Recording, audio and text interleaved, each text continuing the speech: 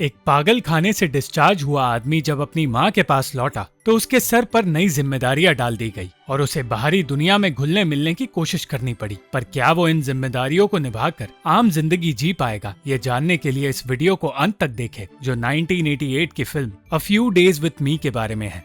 Madam पास्किएर France की एक जानी मानी रईस औरत है जिसके बेटे मार्शल को कुछ सालों के लिए एक पागल खाने में इलाज के लिए भेजा गया था। नर्वस ब्रेकडाउन की वजह से उसे इलाज की जरूरत पड़ गई थी, पर हॉस्पिटल में उसने किसी से कोई बात नहीं की और पिछले 15 दिनों से डॉक्टर को लगने लगा है कि वो बीमार था ही नहीं और वो बिल्कुल नॉर्मल है। मैडम पास्किएर चाहती थी कि मार्शल उनका सुपरमार्केट का बिजनेस संभाल ले, पर वो मार्शल की निजी जिंदगी को भी लेकर परेशान थी क्योंकि उसने खुद ही अपनी पत्नी लूसी से कह दिया था कि उसे किसी और के साथ अफेयर रख लेना चाहिए। मार्शल के डिस्चार्ज होते ही उसे एक बिजनेस मीटिंग के लिए ले जाया गया जहां वो लूसी और उसके नए बॉयफ्रेंड पॉल से मिला। मीटिंग के दौरान मैडम पास्किएर को पता चला कि लिमोज नाम के शहर में उनका मार्केट कमजोर पड़ रहा है, इसलिए उन्होंने मार्शल को उस शहर का काम कुछ दिनों के लिए संभालने के लिए कह दिया और मार्शल उसी वक्त ये जिम्मेदारी उठाने के लिए राजी हो गया। अगले ही दिन वो एक दिन के लिए लिमोज के लिए रवाना हुआ, पर उसे एहसास होने लगा कि कुछ ही सालों में दुनिया बदलने लगी है।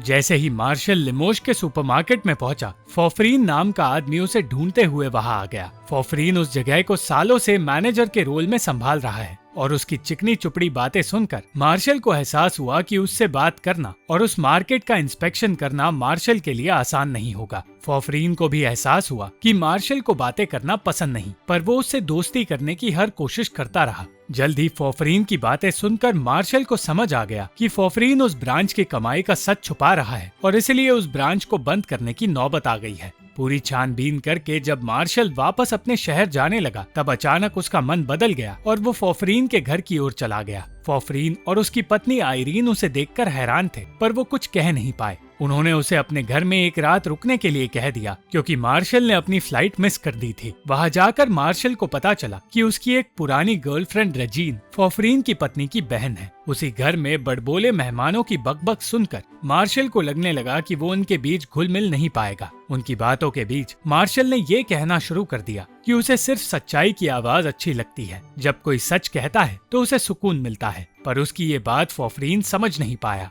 बातों बातों में रजीन और मार्शल की बहस होने लगी और इस परेशानी की वजह से फॉफरीन की पत्नी आयरीन ने अपनी नौकरानी फ्रांसीन से कह दिया कि उसे मार्शल के लिए उस रात घर में रुकना पड़ेगा। अगली सुबह वहां से निकलने से पहले मार्शल जिद करके वहां का रिपोर्ट अपने साथ ले गया, पर फिर अचानक उसने उसी शहर में एक घर किराए पर लेकर वहीं रहने का फैसला किया और ये फैसला आयरीन को बिल्कुल पसंद नहीं आया। मार्शल ने आयरीन से कहा कि वो कुछ दिनों के लिए फ्रांसीन को अपने घर नौकरी पर रखना चाहता है और आयरीन को उसकी बात माननी पड़ी। उस घर में जाकर फ्रांसीन को समझ नहीं आया कि उसे आखिर काम करना क्या है और फिर उसे पता चला कि मार्शल ने उसे काम करने के लिए नहीं बल्कि उसके साथ वक्त बिताने के लिए उसे वहां बुलाया है। फ्रांसीन को देखते ही मार्शल उसे पसंद करने लगा था, इसलिए वो उसे जानने की कोशिश करने लगा। इतने सालों में सिर्फ फ्रांसीन ही एक ऐसी इंसान थी जिससे मार्शल को बातें करने का मन हुआ और ये जानकर फ्रांसीन का दिल पिघल गया। फ्रांसीन ने बताया कि पैसों की जरूरत ने उसे फॉफरीन की दुकान में चोरी करने पर मजबूर कर दिया था। तब उसे सजा देने के बजाय फॉफरीन ने उसे अपने घर में नौकरी दी। मार्शल ये नहीं जानता था कि फॉफरीन और आयरीन उस पर नजर रखने वहां आ पहुंचे हैं, क्योंकि मार्शल ने उनसे कहा था कि उसके घर में कुछ मेहमान आने वाले हैं और वो जानना चाहते थे कि आखिर मार्शल अपने घर में किन मेहमानों को बुला रहा है। शराब ज्यादा पीने की वजह से फ्रांसीन को उसी घर में रुकना पड़ा और जब घर की लाइट्स बंद हुई तो आयरीन को लगा कि मेहमान पहले ही उस घर से निकल चुके हैं। वो पूरी रात मार्शल सो नहीं पाया क्योंकि उसे अब तक शांति नहीं मिल रही थी, पर फ्रांसीन के करीब रहकर उसे सुकून की नींद आई। मार्शल ने फ्रांसीन से कहा कि वो कुछ दिनों के लिए फ्रांसीन को उसी घर में रखना चाहता है। इस तरह उसे किराया भी नहीं देना पड़ेगा और मार्शल ये सच आयरीन से छुपा भी लेगा। फ्रांसीन कुछ दिनों के लिए मार्शल के साथ रहने के लिए राजी हो गई और इतना ही नहीं, उसने आयरीन के घर की नौकरी भी छोड़ दी। मार्शल के साथ वो खुशी खुशी उसी घर में रहने लगी। सालों बाद किसी से प्यार होने की वजह से मार्शल फ्रांसीन पर तोहफों की बारिश करने लगा और उसकी निराशा भरी जिंदगी में थोड़ी रोशनी भरने लगी। जल्द ही फॉफरीन को उन दोनों के रिश्ते के बारे में पता चल गया, पर वो इस बारे में कुछ कर नहीं पाया।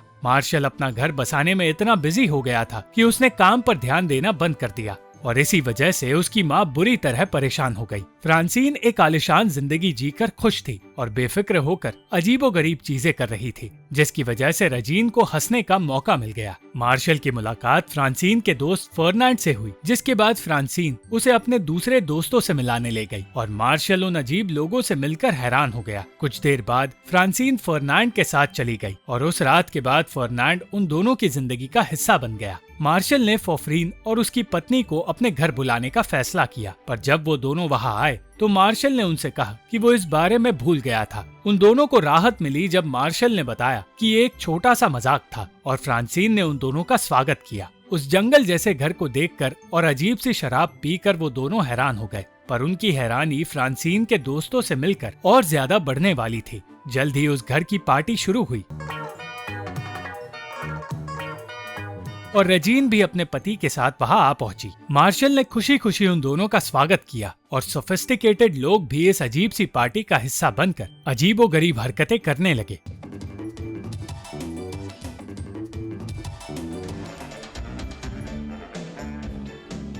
इस बीच मार्शल ने फर्नांड को फोफरीन की दुकान में काम दिलवा दिया, पर अचानक आइरीन और फ्रांसीन की दोस्त के बीच बहस शुरू हो गई और हालात संभालते हुए मार्शल और फोफरीन की दोस्ती हो गई और फोफरीन ने उसे बता दिया कि उसने कुछ पैसे उधार के तौर पर लिए थे। धीरे धीरे माहौल बिगड़ता जा रहा था और एक मेहमान को हॉस्पिटल में भर्ती करना पड़ गया। उस रात की पार्टी को लेकर मार्शल तो बहुत खुश था, पर फ्रांसीन ये सोचकर निराश थी कि वो कुछ ही दिनों के लिए उस घर में रह रही है, इसलिए उसे खुद की जिंदगी संभालनी होगी और एक नौकरी ढूंढनी होगी। एक तरफ फोफरीन फर्नांड के काम पर नजर रख रहा था, तो दूसरी तरफ मार्शल फ्रांसीन की खुशी के लिए एक बेहतर घर ढूंढ रहा था। कई घंटों तक फ्रांसीन घर लौटकर नहीं आई और फिर रजीन ने मार्शल को बताया कि उसने फ्रांसीन को किसी आदमी के साथ एक बार में देखा था। जब मार्शल ने उस बार में फ्रांसीन को देखा तो वो समझ गया कि फ्रांसीन उसे धोखा दे रही है। फ्रांसीन घर लौटकर झूठ कहती रही, पर वो ये सब जानबूझकर कर रही थी और उसी ने रजीन को मार्शल से बात करने के लिए कहा था, क्योंकि वो मार्शल का रिएक्शन देखना चाहती थी। मार्शल को तब एहसास हुआ कि फ्रांसीन सिर्फ उसे ये याद दिलाना चाहती थी कि एक रिश्ते में रहकर इंसान को कैसे बर्ताव करना चाहिए। अचानक उसी रात मार्शल को पता चला कि उसकी माँ बीमार है और उसे फ्रांसीन को पीछे छोड़कर अपना रिश्ता वही खत्म करना पड़ा और अपनी माँ के पास पेरिस जाना पड़ा। जब मार्शल अपने घर पहुंचा तो उसे बताया गया कि उसकी माँ को दिल का दौरा पड़ा था, पर जल्द ही उसे समझ आ गया कि ये सब कुछ सिर्फ एक नाटक था ताकि मार्शल वापस अपने घर लौट आए। उस वक्त मार्शल ने अपनी जिंदगी का एक अहम फैसला लिया और लूसी से कह दिया कि वो उसे ऑफिशियली तलाक दे रहा है। इतना ही नहीं, उसने फोफरीन की दुकान के साथ साथ दूसरी दुकानों को लेकर भी एक अहम फैसला लिया और उन सब की छानबीन करने लगा। दिन रात काम करके उसने सारा हिसाब किताब इकट्ठा किया और अपनी माँ को बता दिया कि उनका सबसे करीबी दोस्त पॉल पैसों की हेर फेर कर रहा है। सारे सबूत लेकर वो पॉल के पास पहुंचा और पॉल को गिरफ्तारी से बचने के लिए पैसे चुकाकर अपनी नौकरी छोड़नी पड़ी। ये काम पूरा करते ही मार्शल ने हमेशा के लिए उस बिजनेस को छोड़ने का फैसला किया और अपनी माँ को छोड़कर वो लिमोश चला गया। उसे लिमोश के अपने घर में फ्रांसीन के दोस्त नजर आए, जो उसके आते ही चोरी छिपे वहाँ से चले गए। फोफरीन को लग रहा था कि उसे भी नौकरी से निकाल दिया जाएगा, इसलिए मार्शल के आते ही वो एक इमोशनल स्पीच देने लगा, पर मार्शल का उसे निकालने का कोई इरादा नहीं था। वो सिर्फ फोफरीन का शुक्रिया अदा करना चाहता था और उस शहर में एक नई जगह ढूंढने में उसकी मदद चाहता था। मार्शल को ये भी पता चला कि फर्नांड ने काम पर आना छोड़ दिया है और बिना वक्त गवाए मार्शल उससे मिलने उसके घर पहुंच गया। फर्नांड ने मार्शल को बताया कि फ्रांसीन कुछ दिनों के लिए उसके साथ रह रही थी, मगर अब वो रॉकी नाम के एक आदमी के साथ चली गई है और उसके जाने से फर्नांड का दिल टूट गया है। तब मार्शल को पता चला कि फर्नांड भी उससे प्यार करता था। मार्शल फ्रांसीन से मिलने रॉकी के बार में चला गया, जहां अब वो काम भी करती है, पर मार्शल को देखकर फ्रांसीन खुश नहीं हुई। मार्शल के जाते ही वो जिंदगी में आगे बढ़ गई, इसलिए अब उसके और मार्शल के बीच कोई कड़वाहट भी नहीं है। मार्शल ने अपने लिए एक नया घर खरीद लिया, पर इससे पहले कि वो वहां जाता, रॉकी उसके पास आ गया और उससे कहने लगा कि उसे फ्रांसीन से दूर रहना होगा। रॉकी को वहां देखकर फर्नांड अपना आपा खो बैठा, क्योंकि उसे लगा कि रॉकी मार्शल का दोस्त है, मगर सच सुनने के बाद वो शांत हुआ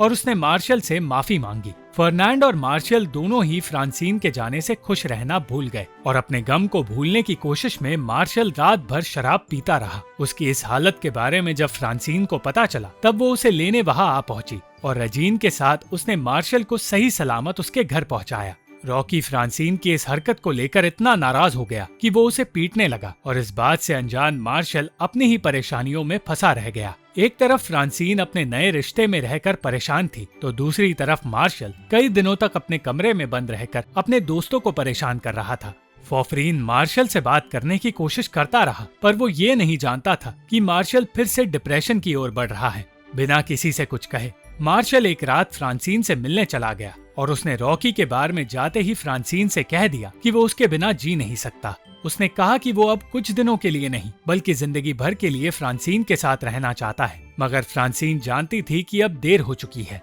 मार्शल को पता था कि रॉकी फ्रांसीन से प्यार नहीं करता, इसलिए उसे अपने साथ ले जाना चाहता था, पर फ्रांसीन का कहना था कि रॉकी उसे कभी वहाँ से जाने नहीं देगा। जल्दी फॉफरीन अपने सारे दोस्तों को लेकर मार्शल के पास आ गया और कुछ देर बाद मार्शल ने फर्नांड को भी वहाँ देखा। मार्शल को जिस बात का डर था वही हुआ और फर्नांड ने रॉकी को जान से मार दिया। मार्शल फर्नांड को अपना सच्चा दोस्त मानता था और उसकी जिंदगी बर्बाद होने से बचाना चाहता था, इसलिए उसने रॉकी के खून का इल्जाम अपने सर ले लिया। सिर्फ फ्रांसीन सच जानती थी, पर मार्शल ने उसे समझाया कि सच छुपाने में ही सबकी भलाई है। अपने आप को एक कातिल साबित करके मार्शल ने दूसरों की गवाही भी पाली और ना चाहते हुए भी उसके दोस्तों को उसके खिलाफ बयान देने पड़े। अंत में मार्शल के अतीत की वजह से ये साबित हुआ कि उसने डिप्रेशन की वजह से ये काम किया है और उसे जेल की सजा से बचा लिया गया। फ्रांसीन उस वक्त तक फर्नांड के साथ रही जब तक वो पूरी तरह ठीक नहीं हो गया और एक दिन ठीक होकर वो शहर छोड़कर एक बेहतर जिंदगी जीने निकल पड़ा